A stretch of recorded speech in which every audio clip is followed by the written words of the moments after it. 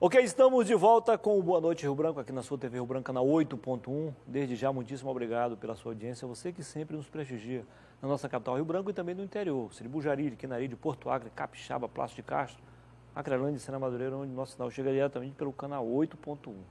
Nos demais municípios acreanos, você nos prestigia pela NET HD TV, canal 15, ou pela internet, por meio do portal riobranco.net. Nós temos aqui o apoio do Supermercados Araújo e também da Rimaldo Autopeças, peças e acessórios para o seu carro nacional e importado. Vamos de política agora. Eu tenho o prazer de conversar com o presidente regional do PSL, o Partido Social Liberal, Pedro Valério. Seja bem-vindo, presidente. Obrigado. Antônio. Tudo bem? Boa noite. Obrigado mais uma vez pelo convite. Prazer muito grande estar aqui contigo. Muito bem. Boa noite aí para o meu amigo Patrício, chegando aí sempre com novidade aqui no estúdio. Valério, você encontrou uma forma inovadora de se comunicar com a sociedade de modo geral e com os demais membros do partido. Toda sexta-feira, pontualmente às 11 horas, nem mais nem menos, vocês começam uma transmissão ao vivo. Ou uma live, como diz o pessoal fala, pelo Facebook. Como é que está essa nova forma de comunicação com a sociedade? Olha, Muniz, graças a Deus temos tido bastante sucesso, não é? Eu acho que o partido que se dispõe a prestar conta do que faz de forma direta com o cidadão, ele está no caminho certo, né? E nós estamos copiando esse modelo do nosso presidente Bolsonaro. Que ele faz normalmente às quintas-feiras, exatamente. Né? A gente, inclusive, fazia às quinta-feira, toda quinta-feira. Mas aí, como ele faz a live quinta-feira à noite, nós botamos a nossa para sexta-feira, para a gente, inclusive, repercutir os temas que ela aborda na live de quinta-feira. Nós entendemos que essa é uma forma de comunicação direta com o cidadão de um aparelho celular, acessa, né? É só entrar na minha página lá, Pedro Valério, no Facebook. Não vamos confundir página com perfil. O perfil é, inclusive, quero fazer aqui uma merchandising. Só daqui a pouco você vai ter que fazer um perfil, né? Não, eu tenho uma página, né? A página do Pedro Valério, que é presidente do PSL, figura pública, e a gente faz a transmissão pela página. Então, às vezes, a pessoa entra no meu perfil né, e está só compartilhado. Então, é muito importante que as pessoas participem da nossa live, inclusive, mandem mensagens sugerindo temas, cobrando alguma coisa, fazendo a sua crítica. A gente está aberto a todo tipo de informação que venha do cidadão que está assistindo, de questionamento que ele possa fazer. Estaremos sempre receptivos a novas ideias para que a gente possa melhorar a nossa comunicação com as pessoas. Isso é bom. Afinal de contas, Pedro, quase 5 meses de governo Bolsonaro, qual a avaliação que vocês fazem, levando em conta as dificuldades que ele enfrentou, né, sucedendo ao governo misto de PT, depois MDB? Muniz, o governo Bolsonaro, ele enfrenta o submundo da política. A verdade é que o Bolsonaro, por ser uma pessoa reconhecidamente honesta, ele está ali em Brasília num covil de cobras. Todos sabem todos, que a maior chaga desse país é o Congresso Nacional, né? A gente tem ali naquele Congresso uma leva de políticos que o povo, lamentavelmente, insiste em eleger e mandar para lá, porque a gente tem que ter essa noção exata das coisas, que o Congresso nada mais é do que o espelho do povo, né? Então o povo insiste em mandar para aquelas casas, para aquelas 2 casas ainda, uma leva considerável de políticos que não querem saber do país, não querem saber do seu próprio estado, do seu município, eles querem cuidar apenas dos seus interesses pessoais. Eles estão fazendo o arrebanho deles em favor de si próprio, o resto que vai para a ponte que caiu, eles não estão nem aí. Então, infelizmente, você vê essa questão da reforma da Previdência, né? Essa reforma da Previdência foi tentada por Fernando Henrique Cardoso, essa reforma da Previdência foi tentada pelo Lula, pela Dilma, foi tentada e muito pelo Temer, quase conseguiu, não fosse a denúncia ele tinha conseguido, né? E agora Bolsonaro está tentando, né? O ministro da Fazenda está explicando, ponto por ponto da reforma, e dizendo, não há dinheiro mais para tocar a máquina do Estado. O Estado quebrou. Não há como sustentar mais o pagamento das pessoas que estão aposentadas e muito menos garantir a aposentadoria para quem vai se aposentar no futuro. Não há como fabricar dinheiro. O dinheiro é arrecadado do contribuinte.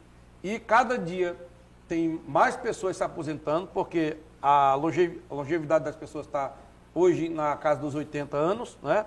E as pessoas estão tendo menos filhos, então é menos gente entrando no mercado de trabalho e mais gente se aposentando e vivendo mais. E o rombo aumentando. E o rombo cada dia aumenta. Então, aquela história, se você tem uma abertura de 30 centímetros e lá embaixo a abertura é de 80, é claro que a vazão vai ser bem maior do que o que está recebendo e vai quebrar, e um dia ia quebrar, e já quebrou. Né? Ele estava, inclusive, você viu antes de ontem, ele estava lá no Congresso pedindo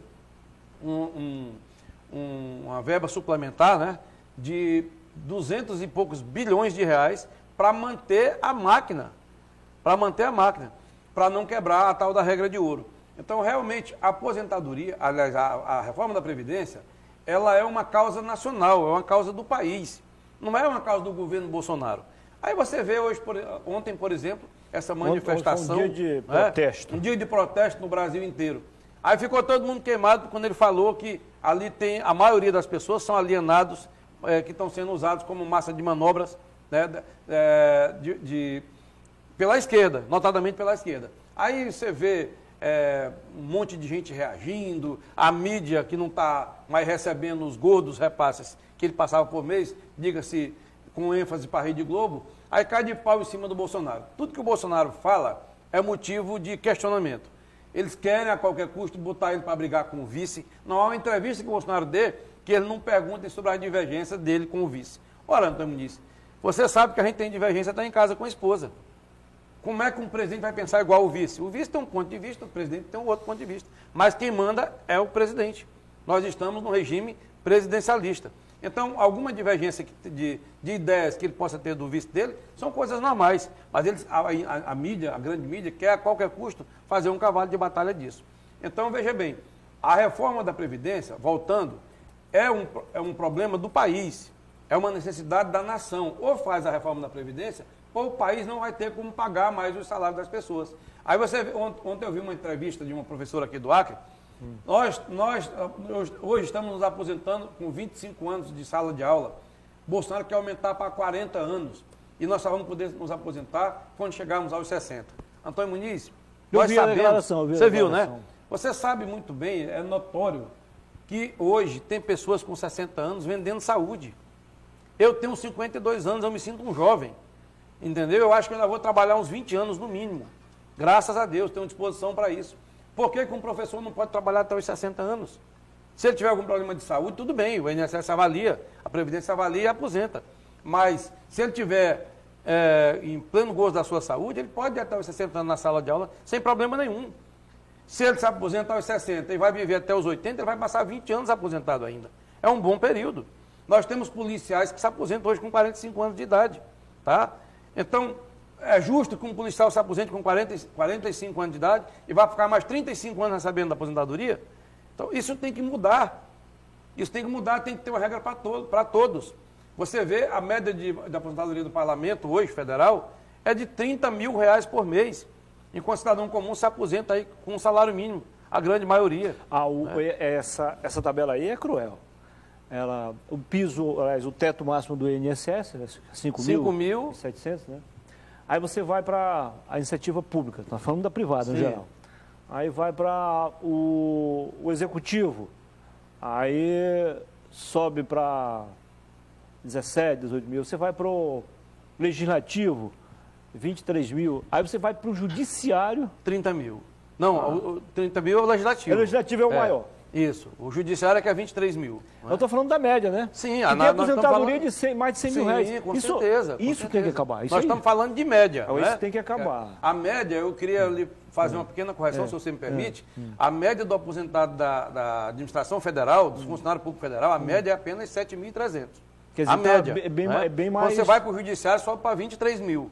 Quando você chega no legislativo, vai para 30 mil reais. Então, isso tem que acabar. Isso tem que acabar. Até porque você sabe que nessas casas legislativas, nós temos um exemplo aqui do nosso Acre, né?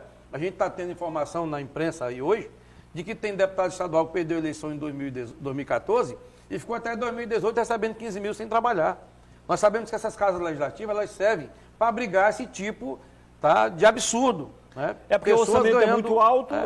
O pessoal da mesa diretora não sabe o que fazer com tanto dinheiro. Aí pessoas fica distribuindo a torto e a direita. Sendo amigo do rei, tá bom. Tá, né? tudo bem. Então você vê um exemplo, né? A gente está vendo aí, parece que eram 6 deputados estaduais, né? que perderam a eleição, foram reprovados nas urnas em 2014. Ficaram melhor que com o mandato. Ficaram melhor que com o mandato. Porque 15 mil reais por mês. Ninguém ia... Sem precisar trabalhar, sem precisar ir na Assembleia. Já pensou no lugar onde você vai lá, só no caixa do banco, pegar 15 mil por mês? Um eleitor? Pois é. E só no caixa, no final do mês, buscar 15 mil reais. Ou seja, esses aí perderam para ganhar, né? Esse tipo de situação tem que acabar. O país, o Brasil, precisa ser repensado. Agora, você acredita que nas aposentadorias milionárias vão mexer? Olha, a disposição do governo Bolsonaro é de enfrentamento direto aos privilégios. A proposta do governo Bolsonaro, ela leva todo mundo para o mesmo nível. Porque se ficasse pelo menos no teto lá do STF, já estava de bom tamanho, né? As aposentadorias, segundo a proposta de Bolsonaro, elas vêm todas para o teto do INSS. Quem quiser ter uma aposentadoria melhor, pague uma previdência privada. Que é outra história. Aí sim, aí é diferente. Se o cidadão abre mão de uma parte do salário dele. É proporcional ao que ele está pagando. Claro. O cidadão recebe, está no serviço público, é ministro supremo, é presidente da República, é deputado, não importa.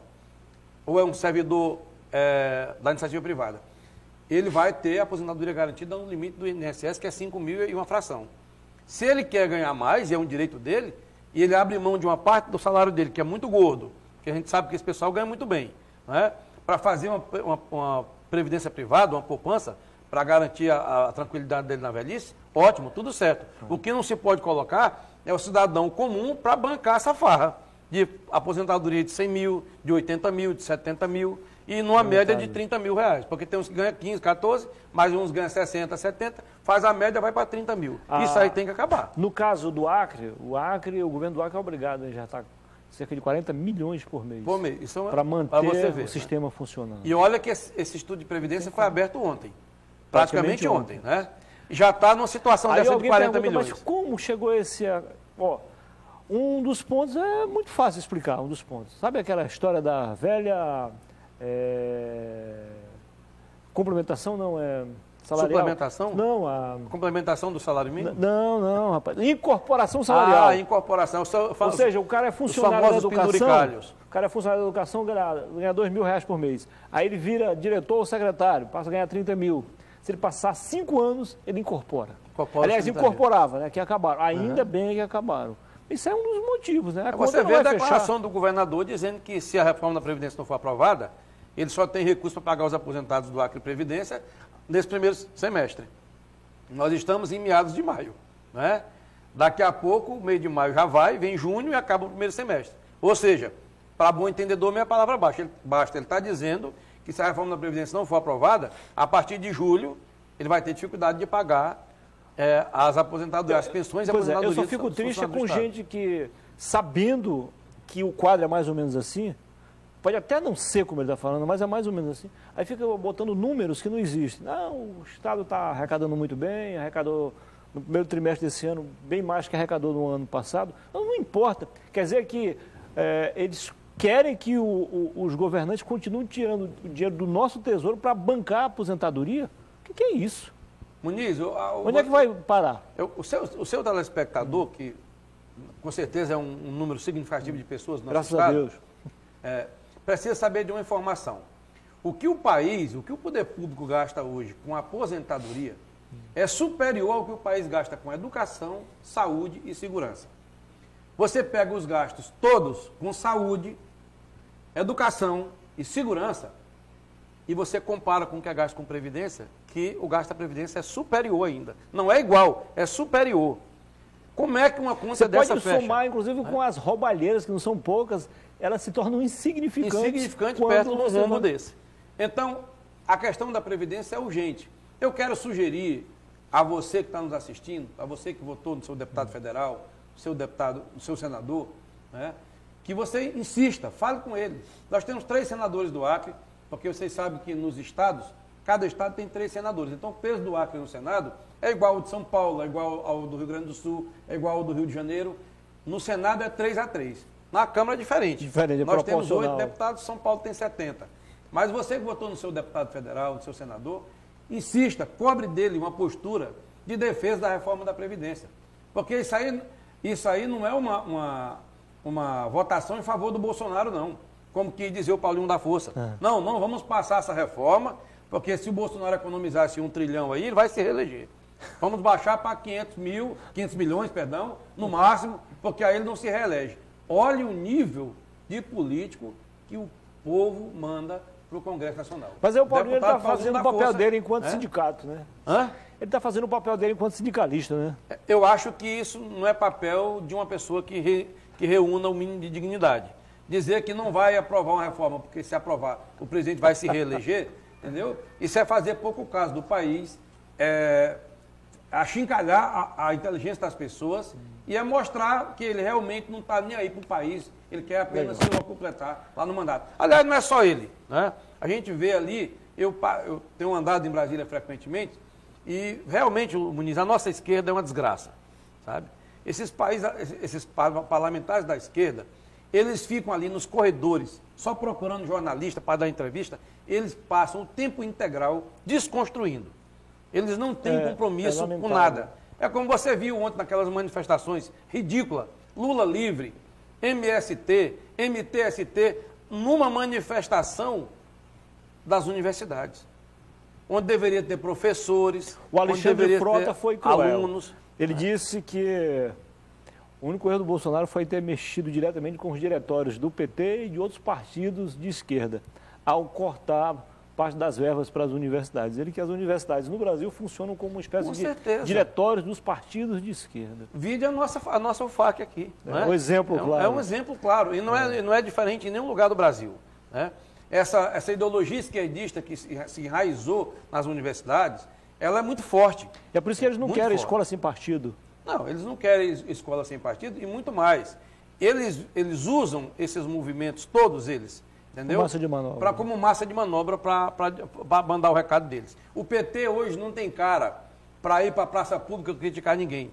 Não tem moral para isso. Então o que ele faz? Ele pega carona num movimento desse, que, diga-se de passagem, é um movimento legítimo. Se tivesse um movimento desse no país inteiro, feito por alunos e professores, nós teríamos que aplaudir de pé. Porque se eles sentem que realmente está lá havendo contingenciamento, que não é corte, é um contingenciamento de recursos que vai prejudicar a universidade, eles têm todo o direito de se insurgir contra. Não é? Afinal, aquela máxima de farofa pouca, meu pirão primeiro, prevalece. Não é? Então, eles querem garantir o quinhão deles no bolo da arrecadação. Mas, você pega uma manifestação daquela e você olha, está lá, Lula livre, CUT, MST, MSTST, que são os sem teto, né? Estão lá no meio das pessoas, sabe?